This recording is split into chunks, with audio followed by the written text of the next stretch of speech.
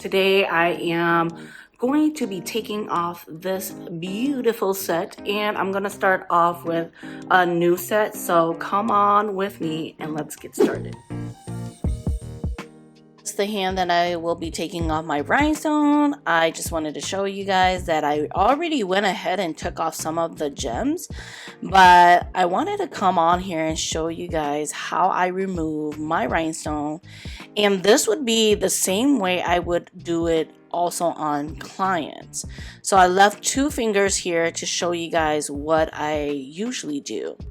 Okay, so when I start, I always use a nail clipper and also a pair of pedicure nippers. Now you can use any kind of nipper. I just so happen to have my pedicure nipper because when doing this, you want to use a nipper that is dull, not one that is sharp or recently sharpened, because we don't want to ruin a good pair of nipper. Starting off with my nail clipper, I'm going to start hacking away all the gems that I can with it. I also did the same thing with my other 3 fingers. Now remember that the gel surrounding the rhinestones can be really thick, so you might have to force it a little bit. Do be careful when removing gems, because when one starts flying, you never know where it's going to land. Maybe in your eye, your mouth, so do be careful.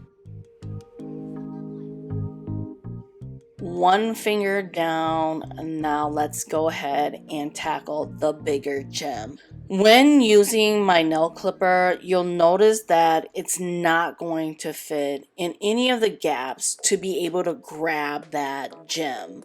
So I will have to use my nipper.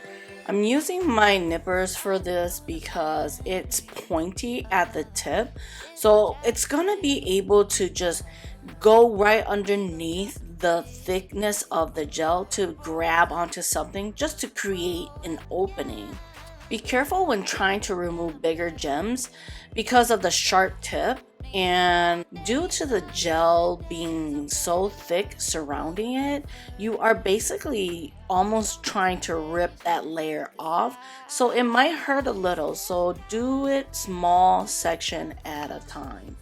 Now that all the gems are off, we're ready to do our everyday manicure or fill. So file down the color or the design, do your cuticle work, file down the length, and then get it ready for your next design. So I will leave it at that and let you just watch my process.